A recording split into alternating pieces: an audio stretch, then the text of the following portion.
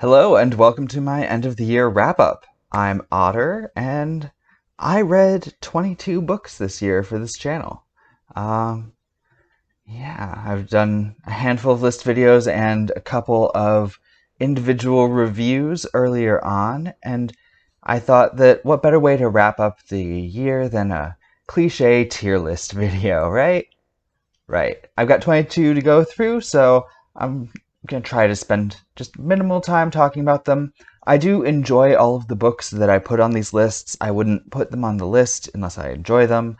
There's one exception of one that I didn't finish, and I put on there because I think other people might enjoy. But for the most part, I like these books. None of these are going in a tier called I hate it. I've got Amazing Perfect. I loved every second of it. Is my top tier. Those are for the chef's kiss books, like the ones that I wouldn't change a word in it and I would reread it again in a heartbeat. Thoroughly enjoyable are ones that I'll probably end up coming back to and rereading at some point in the future. Ones that I really enjoyed my experience with. They might have a few little issues here and there, but yeah, thoroughly enjoyable. Does what it says on the tin. That's what I'm trying to say. Then we have Gets the Job Done, which is the next tier down, which is yeah, it tells a story that I liked, but it's not great writing. It's not terrible writing. It gets the job done. Below that, we've got Gets the Red Pen Out. Though that's for the ones that I want to do an editing pass on and fix things that really bother me in them. You'll see when we get to the ones that I'm talking about here. And then our final category is well written, but not my cup of tea. That's for books that there's nothing wrong with the book. I didn't like it. I mean, I liked it. What am I trying to say? It's not that I didn't like it. It's not my cup of tea. Again, does what it says on the tin. Anyways, that's more than enough of me rambling here at the beginning, trying to do this whole thing in one take. Let's get down to it. I'm Otter. That's cat Loki. And here's a tier list.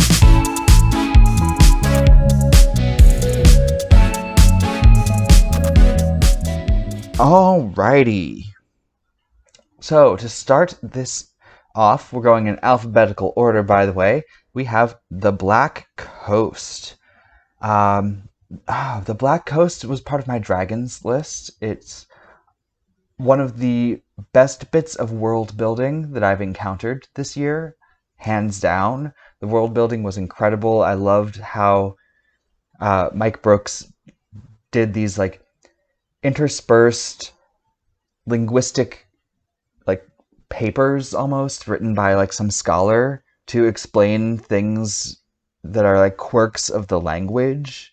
It really got those nerd gears turning in my head, and I really, really, really enjoyed this title, and I'm so looking forward to when I do a video on sequels, and so I can pick up the Splinter King and just plow right through that one too, because I'm sure if it's anything like The Black Coast, it's going to be amazing. Perfect. I loved every second of it. It definitely goes in that top tier for me. Moving right along, next on the list here is Bone Ships, another one, or The Bone Ships, another one from my dragon video.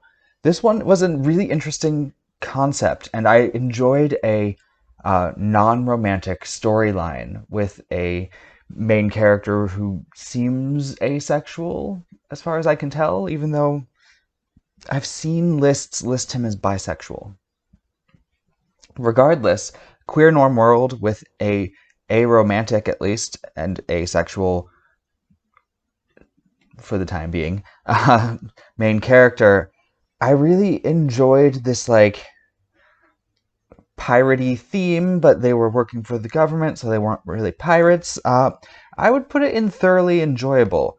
It's not one of my favorite books of the year, but there's absolutely nothing I would criticize it for. Okay. Ooh, Cemetery Boys. Cemetery Boys is my favorite young adult book that I've read this year. Um, with that young adult little asterisk in there. I would say that Cemetery Boys is a amazing book, but I would not say that it was perfect because it telegraphs its ending way too strongly, and you're able to guess it within the first third of the book. If it wasn't for Thomas hitting you over the head over and over again with what the twist is going to be early on in the book, I would probably put this in the top tier. But it it made the ending feel less interesting when I already knew what it was going to be. So, the very top of thoroughly enjoyable. It's definitely not. It's either the top of thoroughly enjoyable or the bottom of amazing, but it's not perfect. So top of thoroughly enjoyable. Okay, moving right along. Then we have Dark Rise. Oh, Dark Rise is one of those interesting ones where because the first 90% of this book needs some work, honestly. The last 10% is great. And there is some really good writing in here. And I think like with just like a little bit of like tightening up of the repetitiveness of it. Like I'm not even here criticizing the overused tropes that are in there. Just it was overwritten, if that makes any sense. And for that, I think it needs to go and get the red pen out, or gets out the red pen, because I just wanted it to stop repeating itself.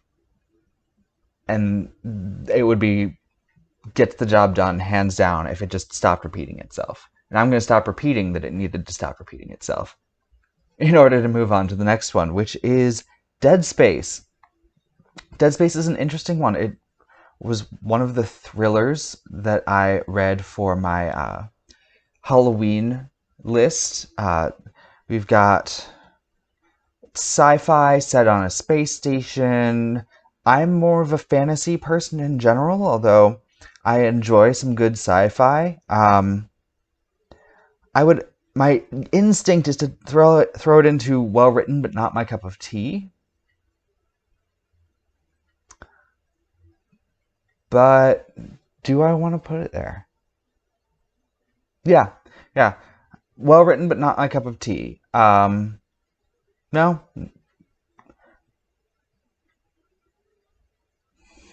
Or gets the job done, or thoroughly enjoy. Well written but not my cup of tea. Making up my mind there. It's a really good book, and I really enjoyed my experience of reading it. But in general, thrillers are just not my thing. Yeah. Next we have Dreadnought. If you're only familiar with my list videos, then you might not have seen me talk about Dreadnought because I did an extended review of it back when I thought that people would actually care about solo book reviews. Oh, sweet summer child. Anyways, Dreadnought will probably appear in a list video eventually in the future whenever I do a superhero list. It's about a trans superhero. It's a really, really thoroughly enjoyable story. Definitely in this category. Above or below Bone Ships? I think I'm going to put it just above Bone Ships, because I'm more interested in where the sequel is going for Dreadnought than is it Call of the Bone Ships or Bone Ships Wake? The two sequels for Bone Ships. Both very thoroughly enjoyable. Both I intend to read their sequels. Yeah, Dreadnought was a fun ride. Absolutely. All right. Next we have Even If We Break by Marika Nykamp. I know I mispronounced her last name in a multitude of ways in the video, on my Halloween video. This is a young adult thriller. But I recently learned how to pronounce her name because she wrote the Critical Role book, Kith and Kin, and they did an interview with her.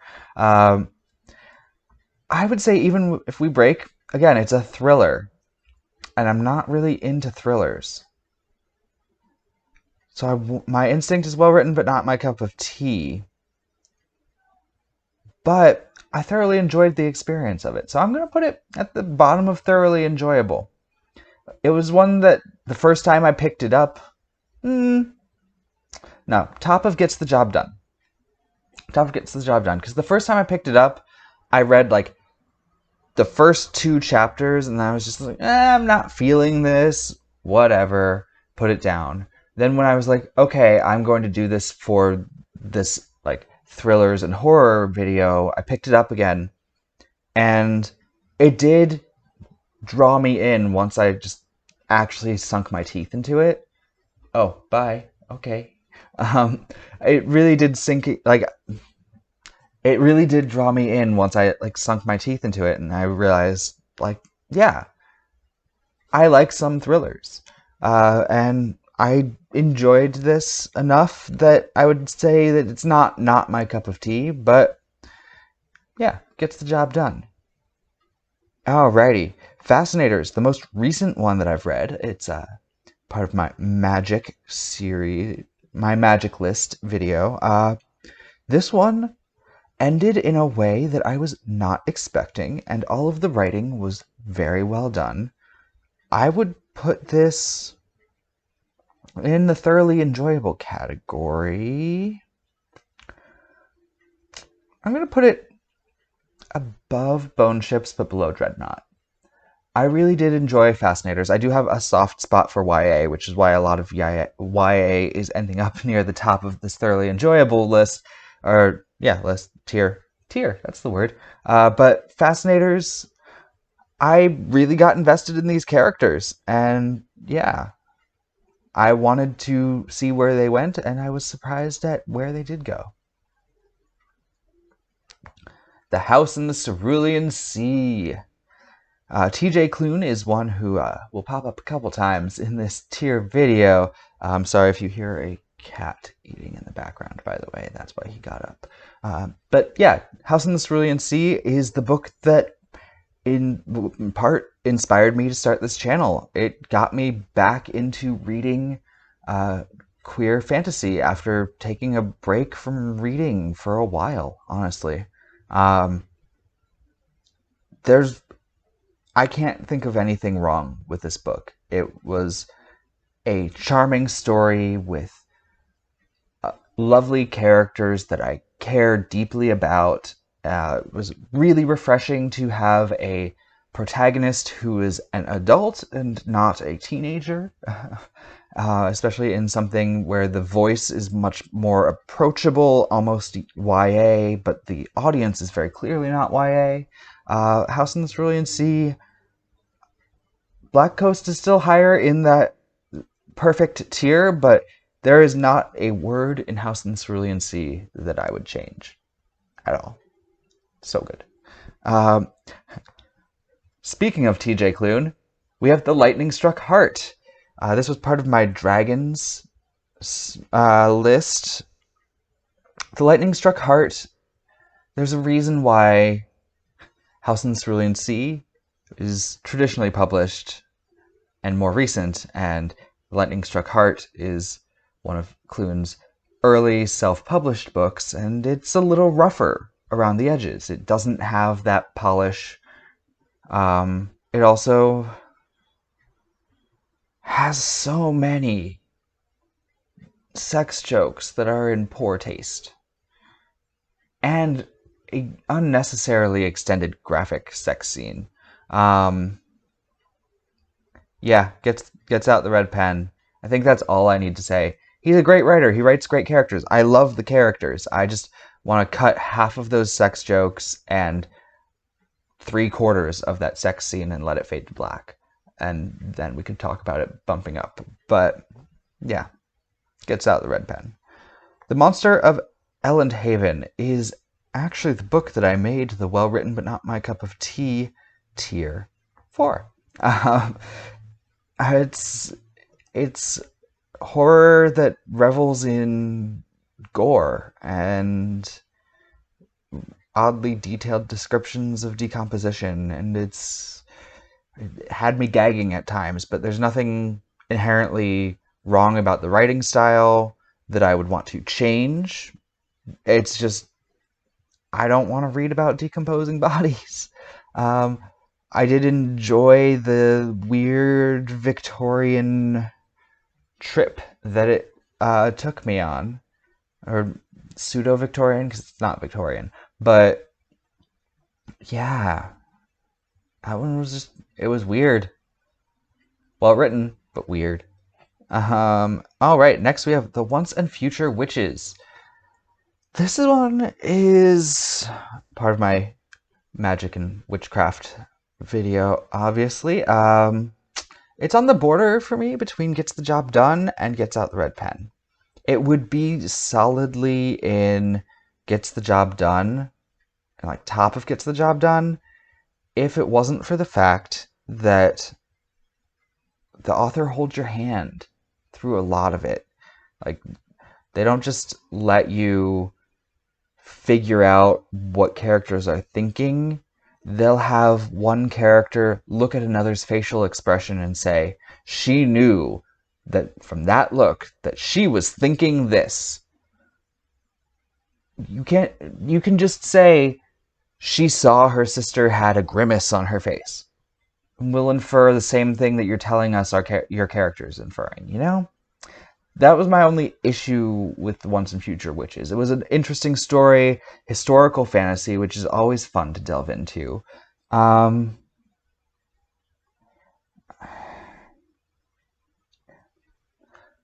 going to be low, Gets the Job Done. Because, yes, I would like to make little tweaks and adjustments to it, but beside that, it's really well written. So it doesn't need that editing pass. I just want to take it. Anyways, Phoenix Extravagant. This one was one I would consider maybe a more disappointing read, and I will put the caveat that there is a lot of East Asian inspiration here that I am not culturally aware enough of to know whether or not these are storytelling techniques that are being adapted into this novel that I'm not familiar with. I know that a big part of the novel is that the main character paints in a traditional style for their home country, and the foreigner's style is taking over. So maybe this is being written in a tradition that I'm not familiar with. Very possible.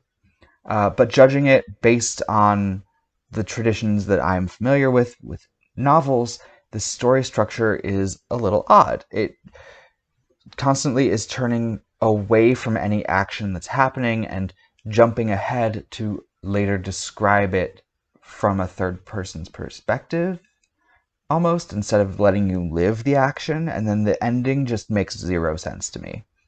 Which is unfortunate because I was super excited for a book with a non-binary protagonist. Like, that's representation that you don't get as often. That's one of the least represented groups in queer fantasy, and I just feel like this dropped the ball a little bit. It has to be Gets Out the Red Pen. I would put it above Dark Rise. It's like the top of Gets Out the Red. No. Below Dark Rise. Because Dark Rise just needs a little bit of trimming, whereas Phoenix Extravagant needs a different ending, honestly, because the ending makes no sense. Alright. Anyways, moving on to another dragon book. Pretty much the opposite end of the spectrum. Priory of the Orange Tree was one of my favorite reads of 2021. It really was this massive read. It's 800 pages long, but it was nice to immerse myself into a world of this like medieval dragon story that has this whole twist on it that I just really enjoyed. Where in that one, though? I would say that Priory of the Orange Tree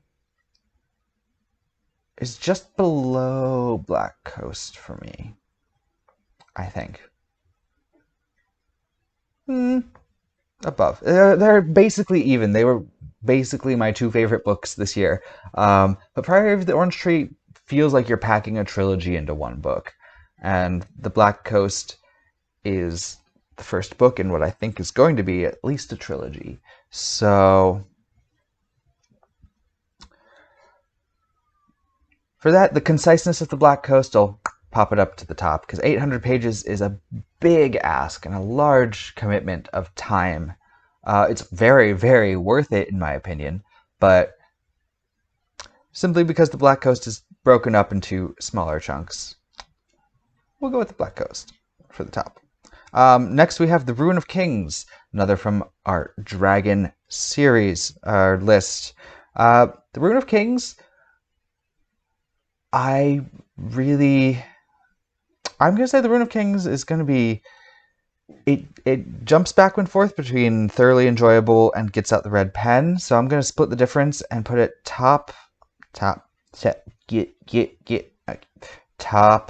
of Gets the Job Done, because I thoroughly enjoy the characters. I'm interested to see where this series goes. There's, I think, 4 or 5 more books, which I will be reading at some point. But it has the worst framing device of two people having a conversation where they're both telling the same character's life story, but from a year separated, and then they're telling the story up until the present, and that one catches up to the beginning of the other one's story. And I get why the framing device was used.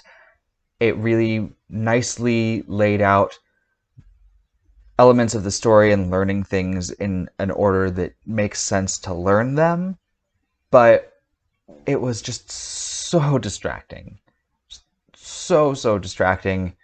And I just spent the entire time being frustrated about this framing device, and that was taking me out of the story, which is a good story. Yes, instead of chosen one, it's an anti-chosen one. It's a chosen not anti-hero.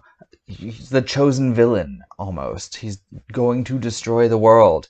That's an exciting prospect, and I want to see that without being distracted. Okay, I've said my piece on that. Moving on. Summer Suns. Summer Suns surprised me. I was originally assuming it would be one of those that would fall into well-written but not my cup of tea, like the majority of my horror reads. This is Southern Gothic horror. But Summer Suns was actually a thoroughly enjoyable experience. I connected with the characters. It wasn't so overly horrific in the horror that you couldn't read it. Because, like, a lot of times with horror, I want to look away, and Monster of Elendhaven was one where I wished I could look away, but you have to read every word because you're reading it yourself. Summer Suns never had a moment where I wanted to look away, but there were moments where you really felt the existential horror of the characters. I don't know if existential is the right qualifier on there, but you really felt this horror element that these characters were going through. And I wasn't expecting to enjoy it as much as I did, and it is thoroughly very well written, especially considering that it is a debut novel, if I'm remembering correctly, which a lot of debut novels don't even come halfway close to how well this is written. And I hope if I ever write a novel that it's at least half as well written as this one. This is going to be the top of thoroughly enjoyable. Yeah, it's if it weren't for what is it about? Yeah, top of thoroughly enjoyable. We'll call it that. Trans Witch. Okay, so this is one that I really, really wanted to enjoy. I wanted a trans protagonist in Magical Academia. And that's what you get. You get a trans protagonist navigating Magical Academia. And you get an adult protagonist, which is also very nice. I always love a good adult protagonist. But it's going to go at the bottom of Gets Out the Red Pen, because it needs like 2 or 3 more editing passes before it's really on par with the rest of the books on this list or on that I've read this year, with one exception that we're about to get to. But it feels like fan fiction, which I mentioned in the list, and there's nothing wrong with feeling like fan fiction. There's nothing wrong with being easy reading. But it just, I want the prose to actually have an impact, and at the moment they don't. The story, yes. The prose, the dialogue, lacking. So I want to take the story and make it something that I would put in one of these higher tiers. The moment, though, it's going to be the bottom for me. Until we get to Turnskin! Hey, another one that I did an individual review on. Turnskin? Oof, Turnskin. Turnskin is hard because we're judging it. I'm just going to plop it at the bottom. Gets Out the Red Pen, get that out of the way. Turnskin is one that's hard to judge because we're judging a book from, I think, 2007, 2008-ish, by 2021 standards. And the writing is actually, the writing is better than Trans Witch's writing. But Turnskin suffers from the issue of being insulting to non-binary people. The non-binary character is really insultingly described. This like caricature of a social justice warrior that you're not supposed to take seriously, and rereading it after figuring out that I am somewhere on the non-binary spectrum was kind of insulting to read. I'm also really frustrated about that aspect of it because it's one of those things where the rest of it has such good ideas. It's a different mechanic for shape-shifting than you normally get in shapeshifter books. It's not like magically transforming or like you transform into an animal. It's that they have control over their muscles to lengthen or shorten them, and they can make their hair fall out and grow back in a different color and things like that. And that's really interesting. And I just...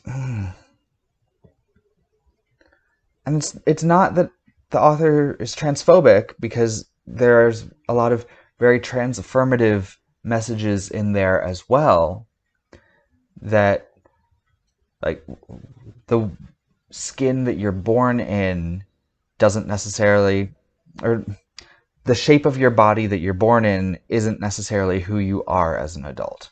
And I just wish that the author hadn't taken a dig at non-binary people at a time when non-binary wasn't even a term that was really being used yet, you know? And if you want to hear me talk about the issues with it, you can go watch my individual review of it. It's one that's probably never going to pop up in any of my future lists, even if I do one on shapeshifters / werewolves, just because it's frustrating to me.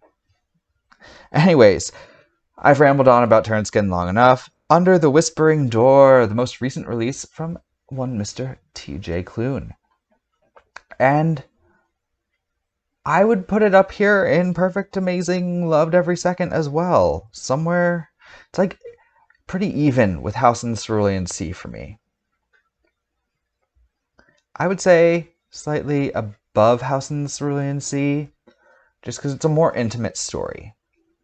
Another cozy story. Cozy and heartwarming. And yeah, there's nothing wrong with a good, cozy, heartwarming story. It's fantasy romance, but not in a cheesy way. You know? You know?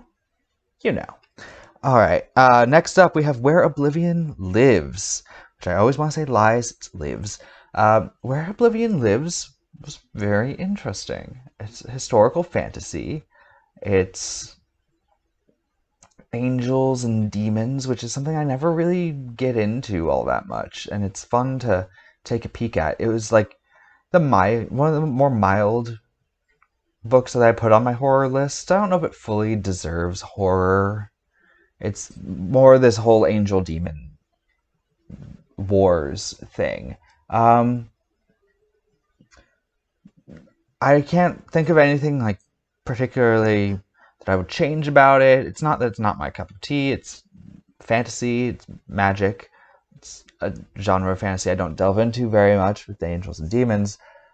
I would say it's going to be just between Ruin of Kings and Even If We Break. It gets the job done, tells an interesting story. I'll probably pick up the sequels at some point. Yeah. Right, and we're finishing it off with the last two which are also from my Witch video. Got White Trash Warlock. This one I was expecting funny, and I got, there was some humor in it, but I also got a deeper than expected story, which was a fun surprise. I would put this just below Cemetery Boys. I really enjoyed White Trash Warlock. Yeah, it delivered what was expected, plus just a smidge more, you know? That's really like all you need to get me hooked, is give me what you promise on the tin, plus a little surprise. Yeah?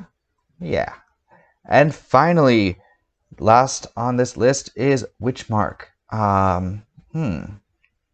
Witchmark was interesting. I really enjoyed this like pseudo-historical setting, but like fully fictional. It's also, I think, going to sit in the thoroughly enjoyable category. Where here, though? I'm intrigued to see where the series goes. This one really feels like, if not a prologue, a first chapter. And I know it's the first book in a trilogy, so they tend to feel like that. I've got a lot of first books in series here. But this one really felt like the end didn't feel like an end so much as a beginning, if that makes sense. Which, there's nothing, I'm not saying that as a negative or a positive. It's the end didn't feel like an end, it felt like a beginning. First book in a trilogy, the end should feel like a beginning.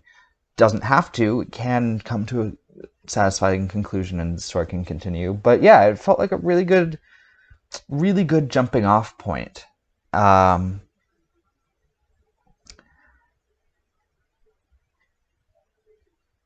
It's so hard to compare it with Dreadnought, which is why I'm like, above or below Dreadnought. Let's put it right next to White Trash Warlock. Why not? It's a thoroughly enjoyable read. And I'm actually a little surprised at how evenly everything is distributed here. I'm not surprised that thoroughly enjoyable is the category that ended up with the most. But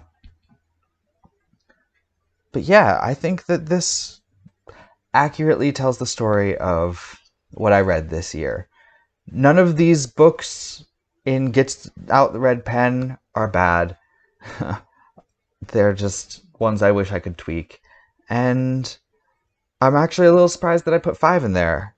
But looking at those 5, I wouldn't put them in any other category. But you don't try to fix things unless you actually care about them. At least when it comes to books, because no one puts in the time to fix a book unless you care about it.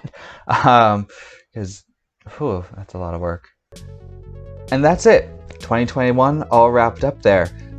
All 22 books that I read. I was expecting to read at least 6 more, but that list got postponed to 2022 when I took November off. That's why the wish list coming out right by Christmas was a little weird, because it was supposed to come out at the beginning of November.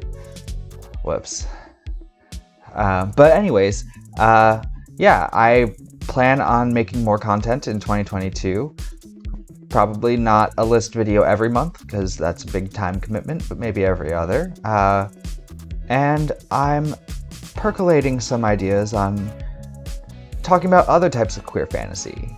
I've chatted about webcomics, maybe I'll chat about some of my favorite cartoons, movies, things like that.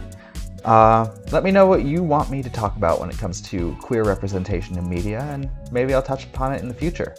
But I think that's all I have to ramble on about for this one. Thanks for joining me, and Happy New Year.